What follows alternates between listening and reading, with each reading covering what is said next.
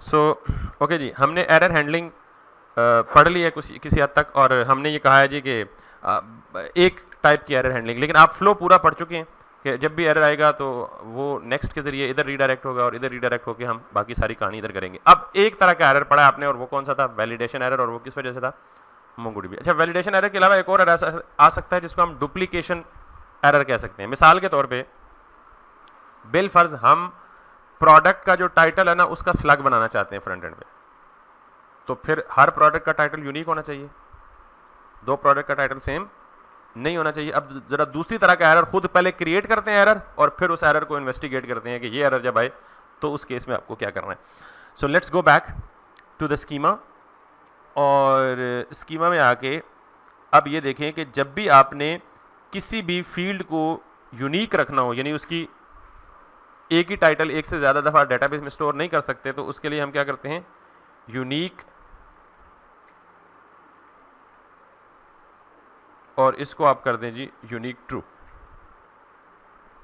तो इसका मतलब ये हुआ कि अब अगर आपने दो title similar, exactly similar inter करने की कोशिश की तो हमारा सर्वर क्या कर जाएगा? क्रैश कर जाएगा।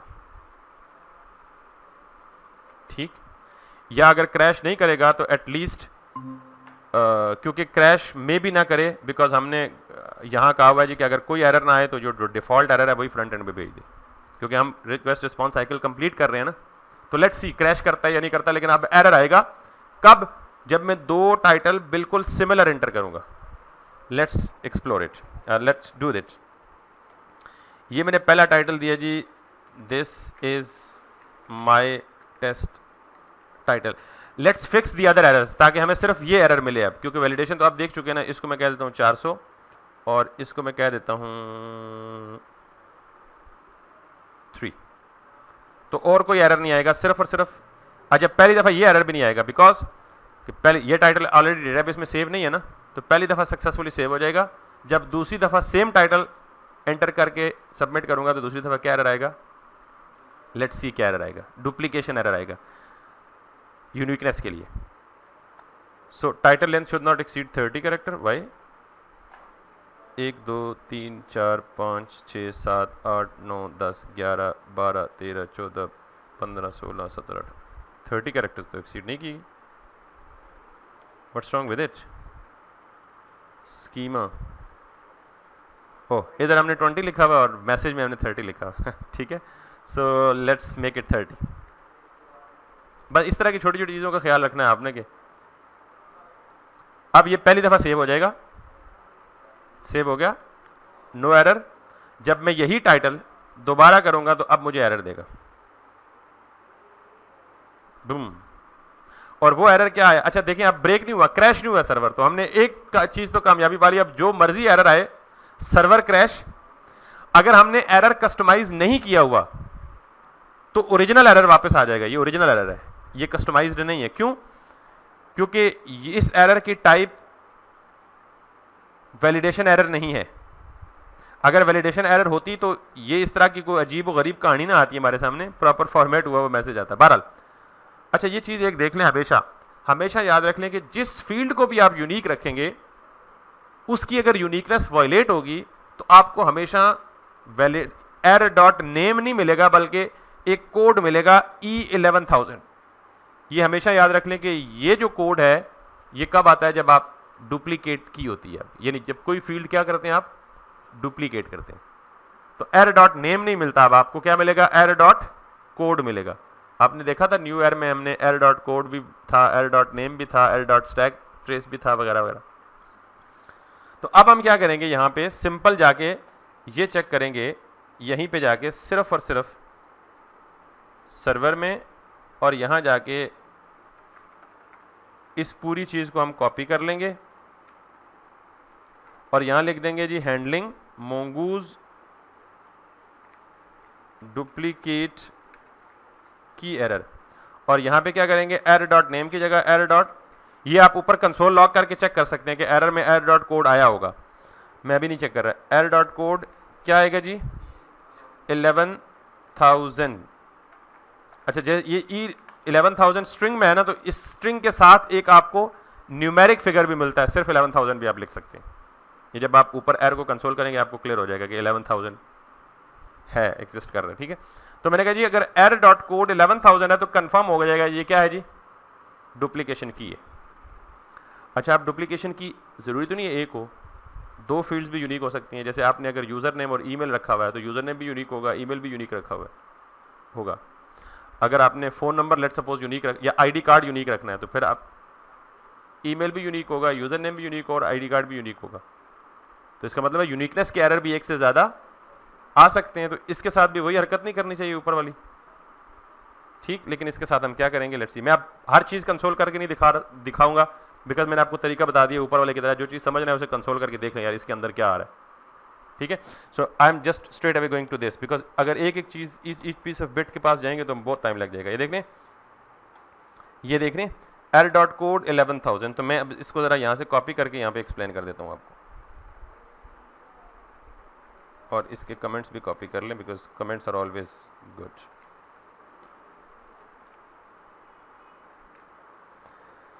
मंगूस डुप्लीकेट की एरर, एरर डॉट कोड। अब ये क्या कर रहा है जी, ये कह रहा है जी ऑब्जेक्ट डॉट कीज।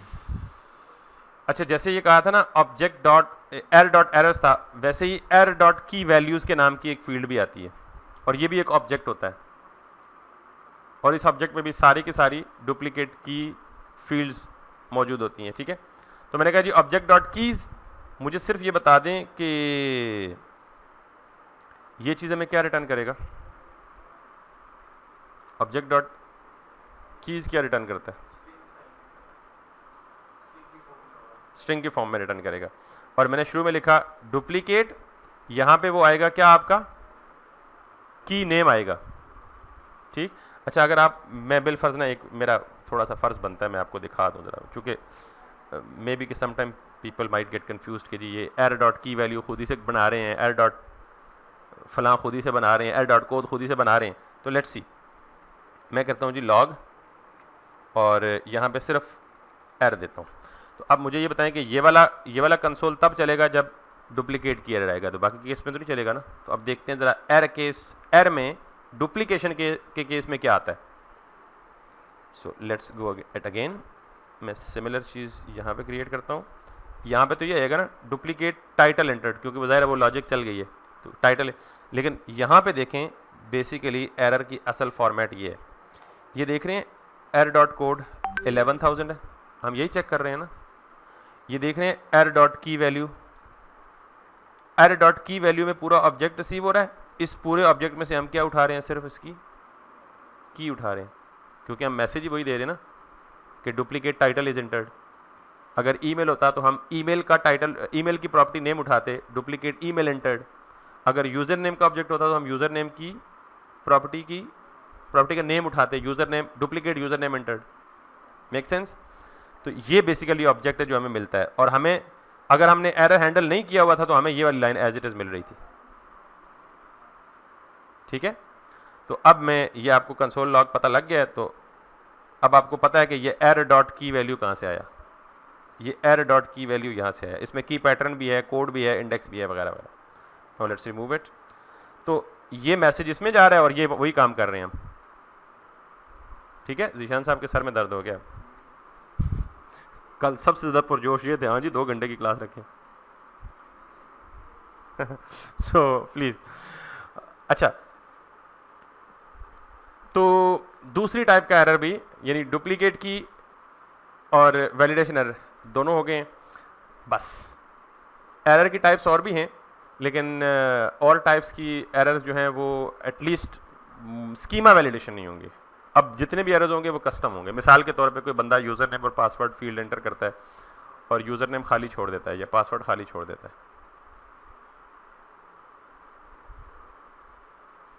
तो हम उस एरर को कस्टमाइज़ कर सकते हैं। वैसे खाली छोड़ देता था, अगर हमने स्कीमा में रिक्वायर्ड लगाया हुआ है तो उसको स्कीमा खुद भी कर लेगा। और इसके अलावा मिसाल के तौर पे पासवर्ड का एक ख़ास फॉर्मेट है, हम उसको मेक श्योर करना चाहते हैं, तो वो भी हम स्कीमा में जाके रेजेक्स पैटर्न भी डिफाइन कर सकते हैं। रेजेक्स पैटर्न का पता है मेरे ख्याल में आपको, स्कीमा में जाके रेजेक्स पैटर्न भी डिफाइन कर सकते हैं, और अगर ना करना चाहें तो हम उसको कस्टम कंट्रोलर में भी कर सकते हैं। तो मैं 2-3 एरर्स अब कंट्रोलर में कस्टम भी क्रिएट करने का तरीका बता दूंगा, तो आपको दोनों या तीनों तरीके से तरीके पता लग जाए, ठीक है। फिर एक एरर आएगा जी JWT टोकन वैलिडेशन एरर। तो JWT टोकन का जो फॉर्मेट है वो ऑथेंटिक है या नहीं है, ये एरर आएगा। फिर JWT एक्सपायरी एरर, मिसाल के तौर पे अगर कोई आपकी सेंसिटिव एप्लीकेशन है तो आप 5 मिनट का टाइम आउट रख लेते हैं कि 5 मिनट तक कोई एक्टिविटी नहीं हुई या कोई किसी ने इसको नहीं छेड़ा तो 5 मिनट बाद ऑटोमेटिकली आपकी एप्लीकेशन क्या हो जाए, यूज़र लॉग आउट हो जाए। फिर अगर कोई टेम्पर्ड टोकन के साथ अटेम्प्ट करता है तो हम ये चेक करते हैं जी कि टोकन उसका टेम्पर हुआ है, ये ओरिजिनल बंदा लॉगिन नहीं हो रहा, ये मेलिशियस अटैक है, तो हम उसको भी केटर करते हैं और जितने भी एरर्स हैं हम इधर ही हैंडल करते हैं इसी मिडल वेयर में। लेकिन for now I think this is good enough. और ये जैसे यहाँ भी, हाँ एक और है कास्ट एरर, ये भी वैलिडेशन से रिलेटेड है, अगर आप इजाज़त दें तो इसको भी देख लें कास्ट एरर क्या है। नहीं नेक्स्ट टाइम किधर, अभी तो भाईजान 27 मिनट रहते हैं क्लास को, 37 मिनट, हाँ 27 मिनट है जी, सब कुछ करेंगे। वन टाइम ईमेल पासवर्ड भेजेंगे, कहेंगे तो मैसेजेस भी भेजेंगे, पैसे आप दें एपीआई के, पेड एपीआई लेके तो मैं करवा दूंगा, कोई मसला। टेक्स्ट मैसेज के लिए पेड एपीआई है, ईमेल फ्री वाली कर दूंगा आपको।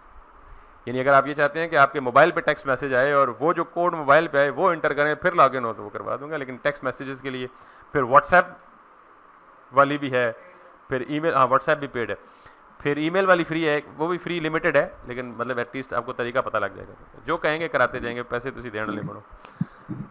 Excuse me sir. जी जी सर एक क्वेश्चन था सर, फॉर एग्जांपल हमारा टोकन जो है वो हम लॉगिन है और लैंडिंग पेज पे हैं। हाँ सर हमारा एक्सपायर हो चुका है पीछे से 1 मिनट की या जितना भी 2 मिनट की लिमिट लगी हुई है, हाँ तो वो दोबारा हम क्या मतलब हम लॉग इन ही रह रहे हैं, ये सिनेरियो सर ये मुझसे ना क्वेश्चन हुआ था पर वो मेरे माइंड में नहीं आ रहा क्लियर कि वो क्या आप ये है कह रहे हैं कि जी आप लॉगिन हैं और आप होम पेज पे स्टे किए हुए हैं और पीछे से जी टोकन एक्सपायर हो गया और आप होम पेज पे ही खड़े हैं लेकिन लॉगिन स्टेट पे खड़े हैं, ठीक है? जी जी तो क्या मुझे ऑटोमेटिक रीडायरेक्ट हो जाएगा लॉगिन पे? ऐसा ऑटोमेटिक नहीं होगा, बल्कि आप लेट सपोज आप एक पेज पे स्टे किए हुए हैं, लॉग इंडेक्स पेज पे स्टे किए हुए हैं और आपका पीछे से सेशन एक्सपायर हो गया। अब होगा क्या कि वो जो लॉगिन स्टेट है ना, लॉगिन पेज है, वो एज इट इज रहेगा, लेकिन जो ही आप पेज के साथ इंटरेक्शन करने की कोशिश करेंगे या किसी पेज पे नेविगेट करेंगे तो वो फौरन उठा के आपको लॉगिन पेज पे भेज देगा, कहेगा भाईजान आपका तो, समझ आई बात? जो ही नेविगेट अवे करेंगे फ्रॉम दैट पेज। ठीक है सर। अगर आप ये चाहते हैं कि नहीं मेरे नेविगेशन का इंतजार ना करें, जो ही टोकन एक्सपायर हो तो खुद ही क्या कर दो, मुझे उड़ा दे, लॉग आउट कर दे। तो वैसे तो अगर आप जीमेल वगैरह की एप्लीकेशन देखें तो उसमें यही होता है कि आप उसी पेज पे स्टे किए रहते हैं, लेकिन जो ही आप, मैं ब्राउज़र में ना अगर यहाँ 3-4 टैब्स खोल के रख दूँ ना और वो टैब्स मैं 10-15 मिनट यूज़ ना करूँ, ये मेरे साथ रोज़ होता है, 10-15 मिनट यूज़ ना करूँ, 10-15 मिनट के बाद मैं इस टैब से वापस इस टैब पे स्विच करूँ, ऑटोमेटिकली पेज रिफ्रेश होता है। पता नहीं आपने फील किया या नहीं किया। तो इस केस में तो वैसे ही आपका वो जो है ऑटोमेटिकली लॉग आउट हो जाएगा। लेकिन अगर आप ये चाहते हैं स्टिल के इन सारों के बावजूद कस्टम सोल्यूशन इंप्लीमेंट करें तो फिर आप उस पर टाइमर लगा दें कि आपका टोकन चेक करे हर 3 सेकंड बाद।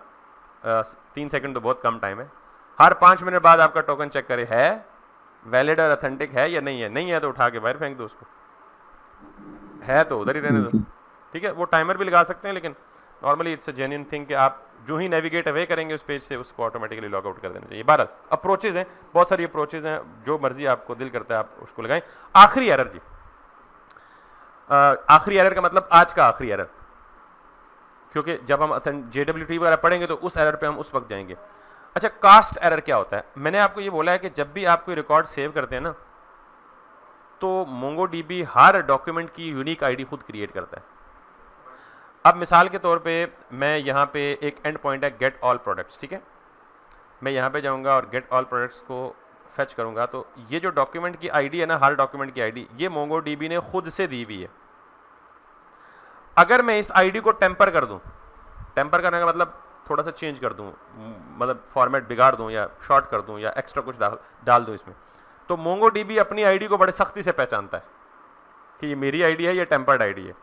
तो अब जरा कास्ट एरर देखिएगा, तीसरी टाइप का। मैं यहाँ पे करता हूँ जी गेट प्रोडक्ट बाय आईडी, तो मैं देता हूँ जी /product/id, तो मैं इसको कहता हूँ जी सेंड, और ये मुझे सिंगल प्रोडक्ट मिल गया।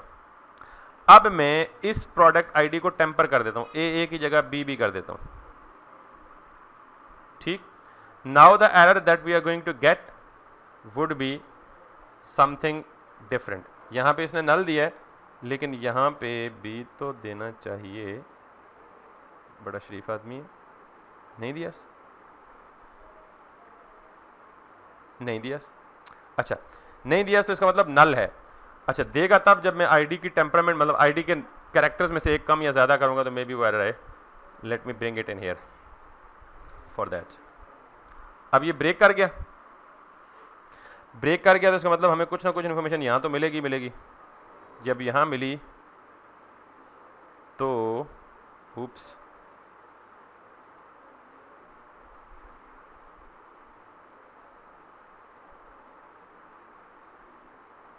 ये एरर नहीं है, ये पता है क्या है, नहीं नहीं, ये हमारा कनेक्शन डिस्टर्ब हुआ है, क्योंकि ये ऑब्जेक्ट कहाँ से आया है, मुझे अंदाज़ा है कि ये कनेक्शन का ऑब्जेक्ट है, डेटाबेस डीबी कनेक्शन का object. Let me figure it out first, क्योंकि अगर वो एरर आता तो क्रैश तो नहीं करना चाहिए था ना, वही एरर सॉलिड खुद वापस जाना चाहिए था। ये हमारे किसी सर्वर एंड पे इशू है मिसाल के तौर पे। मैं let me restart it, let me try it again.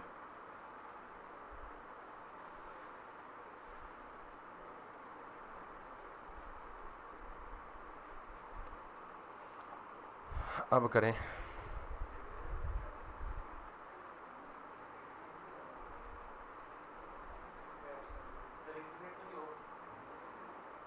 Internet की ज़रूरत नहीं है ना, लोकल होस्ट पे बैठे हुए, इंटरनेट की ज़रूरत नहीं है।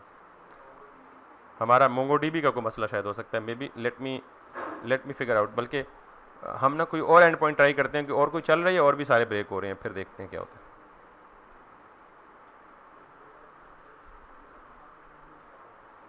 इतनी देर में मेरे sorry I mean just to bring it into the recording, ये जो इतना लंबा ह्यूज स्ट्रिंग या ह्यूज ऑब्जेक्ट है, दैट एरर इज, जो कि I have read it somewhere, that is because of the cast error. और कास्ट एरर कब आता है, जब भी आप मोंगोडीबी ऑब्जेक्ट की आईडी को टेम्पर करेंगे। यहाँ कहीं हमने नाम पढ़ा था, पता नहीं कहाँ है। So we saw it somewhere here. अभी it's taking time actually to find it out or to figure it out.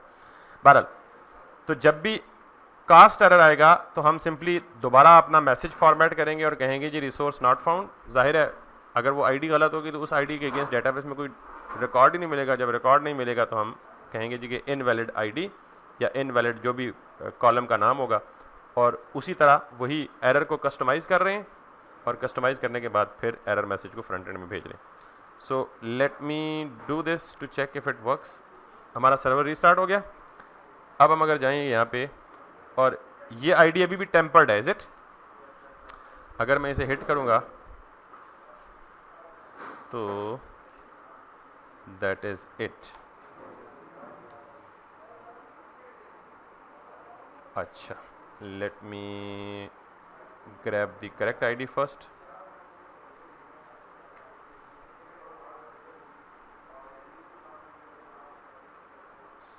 This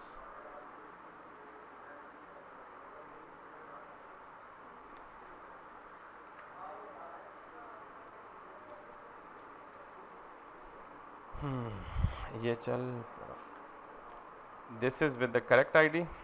I am getting it. और अगर मैं यहाँ B की जगह C लिख दूँ, दैट्स काइंड वियर्ड। मुझे लेट मी अगेन कुछ नया सिखाते हैं। एनीवे जी, हम बहुत बड़ा ब्लेंडर इसलिए मार रहे हैं कि ये जो हम एरर हैंडल करने की कोशिश कर रहे हैं, कास्ट एरर, ये किस एंड पॉइंट के अगेंस्ट आएगा? Get product by ID. तो गेट प्रोडक्ट बाय आईडी में हमने नेक्स्ट लगा के रीडायरेक्शन की भी है। दैट्स वाई वो कंट्रोल इधर आ ही नहीं रहा। Got it? ये ख्याल रखना है आपने, we are doing everything right here, क्योंकि ज़ाहिर है वो एक वर्किंग प्रोजेक्ट से हमने इसीलिए कॉपी पेस्ट उठाया था कि हमें एटलीस्ट मसला या मसाइल ना हो। So what I do when I need to do is कि देखें, इससे पहले जितने भी एरर थे वो हम इसमें चेक करते रहे हैं, गेट ऑल प्रोडक्ट्स में, sorry get all create new products में। तो क्रिएट न्यू प्रोडक्ट्स में तो हमने ये रीडायरेक्शन की भी है ना, देखिए अगर हम प्रोडक्ट कंट्रोलर में जाएं तो क्रिएट न्यू प्रोडक्ट में जब एरर आएगा तो हमने एरर को किधर भेजा हुआ है, ग्लोबल मिडलवेयर को भेजा हुआ है। अब हम कर रहे हैं इधर ये काम, तो इधर बेशक एरर आता फिरता रहे, ये कंसोल पे इशू होना है ना, मैं नेक्स्ट में तो भेज ही नहीं रहे, कस्टमाइजेशन तो हो ही नहीं रही, एरर कैच तो हो ही नहीं रहा कहीं, तो इसलिए हमें वो इतना लंबा चौड़ा काम जो है ना वो करके दे रहे हैं। शिट। तो चलें, आप कभी इस चीज़ को एहतियात से कीजिएगा। तो अब हम यहाँ भी यही काम करेंगे कि सिंपली ट्राई कैच लगाएंगे पहले, ताकि जो भी एरर आए वो यहीं पे कैच हो जाए। अगर सब कुछ सक्सेसफुल है तो ठीक है, प्रोडक्ट गेट करके वापस रिस्पांस भेज दे, और अगर सब कुछ ठीक नहीं है तो क्या करेंगे, नेक्स्ट। ठीक है, तुसी भी सुते हो ना शहजादे हो, मैं तो सुता ही है, मतलब 2 घंटे हो गए बोल रहे थे। अब आप जाएं यहाँ पे, और अब ये आईडी टेम्पर्ड है क्योंकि ओरिजिनल आईडी है विद ए, ये ओरिजिनल आईडी है, ठीक, and this ID is now going to be tampered. अब यहाँ पे आए, सॉरी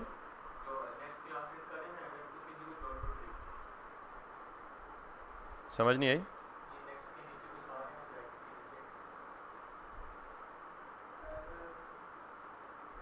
समझ नहीं क्या कहना चाह रहे हैं आप। अच्छा कर्सर, हाँ। तो अब हम बेसिकली अब तो हमें हर सूरत गेट करना चाहिए उसको। अच्छा अब फिर एक चीज़ देख लें कि क्या जब ये एरर आता है तो हम ये कैच ब्लॉक तक पहुंचता है या नहीं पहुंचता। तो पहले आप लॉग करें और एरर को देख लें कि यहाँ तक पहुंच रहा है या नहीं पहुंच रहा है, फिर हम आगे चलेंगे। Let it run, yes it ran with, we are with tempered ID, ठीक है। ये नल गया और ये गया। अच्छा एक बात और है गालिबन,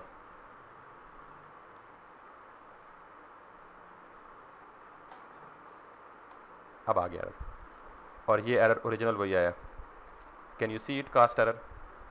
अच्छा अब ज़रा गौर से सुनिएगा, जो दो एरर आए हैं कि ये क्यों नहीं, यहाँ एरर क्यों नहीं आया, कैंसिल, ये ओरिजिनल आईडी है, इसके साथ ये आ गया। अब ज़रा गौर से सुनिएगा, मैंने आईडी टेम्पर की, बी लिख दिया, आईडी टेम्पर हुई है, आईडी की लेंथ पूरी है, आईडी की लेंथ पूरी है, और फॉर्मेट भी वही है जो मोंगो एक्सपेक्ट कर रहा है। लेकिन इस मोंगो क्या करेगा, ये आईडी ले जाके इस आईडी के अगेंस्ट कोई रिकॉर्ड ढूंढने की कोशिश कर रहा है, इसको कोई रिकॉर्ड नहीं मिला इस आईडी के अगेंस्ट, क्योंकि आईडी ठीक है, फॉर्मेट भी ठीक है, नंबर ऑफ कैरेक्टर्स भी पूरे हैं। तो ऑब्जेक्ट नहीं आया तो उसने क्या रिटर्न कर दिया, यानी रिक्वेस्ट सक्सेसफुल हो गई है। लेकिन अगर मैं यहां टेम्परिंग का मतलब ये कि इसका एक कम कर दूं या ज्यादा कर दूं, तो अब आईडी क्या हो गई है, इनवैलिड हो गई है, टेम्पर्ड हो गई है, और अब एरर जो आएगा वो क्या आएगा, कास्टर रहेगा। समझ आ गई बात। अब जरा ये जो यहाँ पे हमने किया है ना, चलें अच्छा हुआ सारी पॉसिबिलिटीज आपको इधर ही पता लग गई, वरना आप खपते रहते इसको, पता नहीं क्या हो गया। अगर आपको आता, मुझे ना आता, फर्स्ट टाइम सारा कुछ ठीक हो जाता। नेक्स्ट करें और एरर करें, और अब आप जाएं तो अब आपके पास जो कुछ आप एक्सपेक्ट कर रहे हैं वही कुछ आएगा। So let it run, yes, and if I now with tempered ID में, resource not found, invalid ID, sorry null की जगह हम फिर खुद कस्टमाइज कर सकते हैं ना वो। अच्छा हाँ चलें, ये भी अच्छा बात होगी, 5-10 मिनट हैं। ये जो मैं भी थोड़ी देर पहले बात कर रहा था ना कि एरर को कस्टमाइज करके भी नेक्स्ट को भेज सकते हैं, तो उसके लिए भी मेरे पास सिनेरियो कोई नहीं था, तो आपके क्वेश्चन ने मुझे सिनेरियो दे दिए कि अब नल है, तो नल में केस में भी नल नहीं आना चाहिए, बल्कि क्या आना चाहिए, मैसेज आना चाहिए। चलें जरा देख लेते हैं।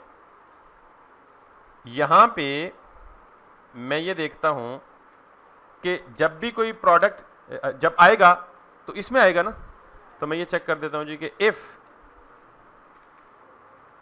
प्रोडक्ट, अगर प्रोडक्ट में कुछ है तो रिस्पांस भेज दो, एल्स नेक्स्ट। अब मसला है कि जब मैं इस नेक्स्ट में भेज रहा हूं तो एरर भेज रहा हूं ऑब्जेक्ट की फॉर्म में, और आगे ग्लोबल मिडलवेयर भी एरर में क्या एक्सपेक्ट कर रहा है, ऑब्जेक्ट। जब मैं यहां भेजूंगा तो मैं स्ट्रिंग नहीं भेजूंगा, यानी यहां मुझे मैसेज क्या भेजना चाहिए, यस प्रोडक्ट नॉट, तो अब तो इनकंसिस्टेंसी होगी ना, बाज जगहों पे मैं नेक्स्ट में स्ट्रिंग भेज रहा हूं, बाज जगहों पे नेक्स्ट में क्या भेज रहा हूं, तो भाईजान परेशान क्यों होते हैं, हमें ये तो पता है ना। ये तो पता ही है ना हमें। चले, तो अब ये था कस्टमाइजेशन, यानी एरर, कस्टम एरर के, वो एरर का स्कीमा का भी एरर नहीं है, वो एरर कोई भी एरर नहीं है, बल्कि वो हमारा कस्टम एरर है, जैसे ये था। तो उसको कैसे हैंडल करते हैं, यूं हैंडल करते हैं, जरा देखते हैं पहले ये सही काम करता है या नहीं करता। सो लेट मी गो बैक, ये टेम्पर्ड आईडी है, यानी इस आईडी के अगेंस्ट डेटाबेस में कोई रिकॉर्ड नहीं मिलेगा उसको, पहले यह देख लेते हैं। ये ओरिजिनल है, इसके अगेंस्ट रिकॉर्ड मिलेगा। ये टेम्पर्ड है, यानी लेंथ पूरी है, लेकिन इसके अगेंस्ट कोई रिकॉर्ड है नहीं, तो मुझे क्या मिलना चाहिए, प्रोडक्ट नॉट फाउंड। और फिर ये टेम्पर्ड है, यानी इसमें कैरेक्टर्स ही कम है। ठीक, तो चलें, थैंक यू, आपके बहाने ये भी पता लग गया जी कि, तो ये कस्टमाइजेशन भी आप नेक्स्ट के जरिए कर सकते हैं, लेकिन मेक श्योर करें कि ग्लोबल एरर हैंडलर को आप क्या भेजें, एरर का ऑब्जेक्ट भेजें। अगर आपके पास सिंपल एरर की स्ट्रिंग है तो भाई न्यू एरर को भेज दें। आपको पता है कि न्यू एरर मैसेज रिसीव करता है स्ट्रिंग की फॉर्म में, रिटर्न क्या करता है, एरर का ऑब्जेक्ट कितनी प्रॉपर्टी सेट करके, एरर डॉट मैसेज की प्रॉपर्टी सेट करके, एरर डॉट कोड की प्रॉपर्टी सेट करके, और एरर डॉट स्टैक की प्रॉपर्टी सेट करके। समझ आ गई जी। तो मेरे ख्याल में इतनी डेप्थ में ना आपको कभी कहीं एरर हैंडलिंग नहीं मिलेगी, मिलेगी ज़रूर, इससे शायद अच्छी भी मिलेगी, लेकिन इतनी डेप्थ में कहीं नहीं मिलेगी कि जिसमें एक एक चीज़, एक एक लाइन को मैंने जाके एक्सप्लोर करके आपको दिखाया यार कि ये यूं हो रहा है, ये यूं हो रहा है, और ये इसलिए हो रहा है, ये इसलिए हो रहा है। तो अभी तक इसमें कोई सवाल है तो मुझसे पूछ लें, वरना अभी तक की एरर हैंडलिंग हमारी प्रोडक्ट रिसोर्स की कंप्लीट हो गई है। बाय नेक्स्ट वर्किंग डे हम प्रोडक्ट के रिसोर्स को फ्रंट एंड के साथ लिंक करके, फिर अभी प्रोडक्ट कंप्लीट नहीं हुआ प्रोडक्ट के रिसोर्स, क्योंकि प्रोडक्ट के रिसोर्स पे पेजिनेशन भी होनी है, प्रोडक्ट के रिसोर्स पे सर्चिंग भी होनी है, प्रोडक्ट के रिसोर्स पे सॉर्टिंग भी होनी है, प्रोडक्ट के रिसोर्स पे फिल्टरिंग भी होनी है। सो फिल्टर, सॉर्ट, सर्च, पेजिनेशन, और सिर्फ ये इस प्रोडक्ट के साथ नहीं होनी, ये हर रिसोर्स के साथ होनी है। क्या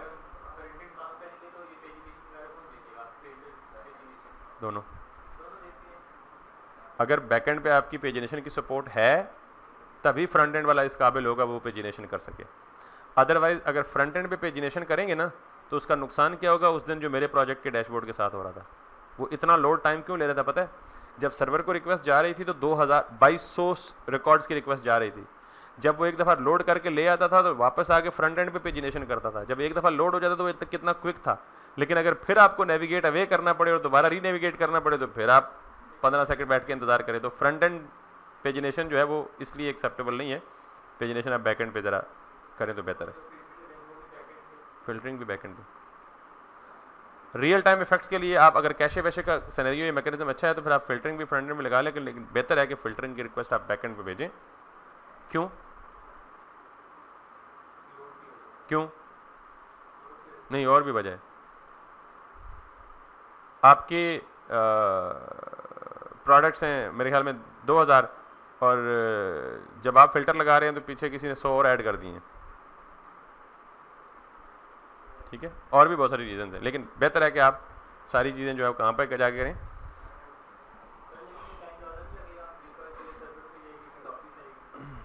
किसी न किसी चीज़ पे तो कंप्रोमाइज़ करना है ना भाई। अगर आप कपड़े खरीदें ना,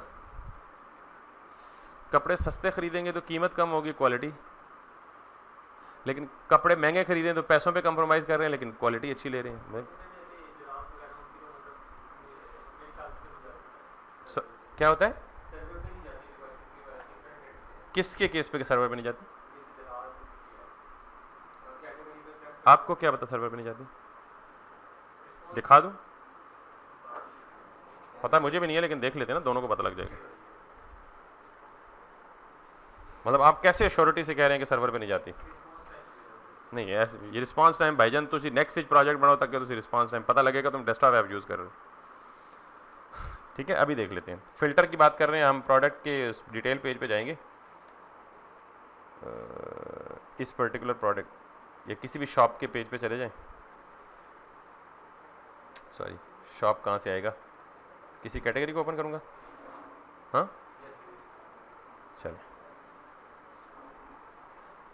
यही बात करें ना। अब ज़रा देखिएगा रिक्वेस्ट सर्वर पे जा रही है या नहीं जा रही, उसको आप तो करना है ना, आप तो टेक्निकल यूज़र बन चुके हैं। राइट क्लिक करें, ये तो लेमेन का काम है अंदाज़ा लगाना,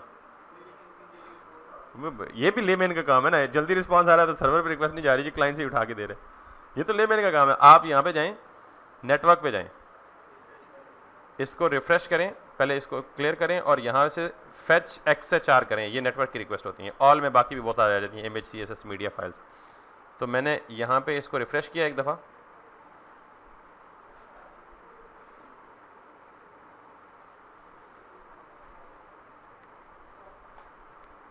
अब ये जितनी भी रिक्वेस्ट फर्स्ट टाइम सर्वर पे जाएंगी ना वो हो गई। अब ज़रा देखिएगा, यहाँ देखिएगा, मैं फ़िल्टर लगाऊंगा, इसको मैं क्लियर कर लेता हूँ और यहाँ पे आके मैं लगाऊंगा फ़िल्टर। रिक्वेस्ट गई कि नहीं गई? अच्छा रिक्वेस्ट गई है, तो ज़रा देखिएगा रिक्वेस्ट का पेलोड क्या है। इस पर मैंने क्लिक किया तो भाईजान ये रिक्वेस्ट का पेलोड है जो उसकी बॉडी में जा रहा है। Ajax true form filter this view resource और प्रीव्यू,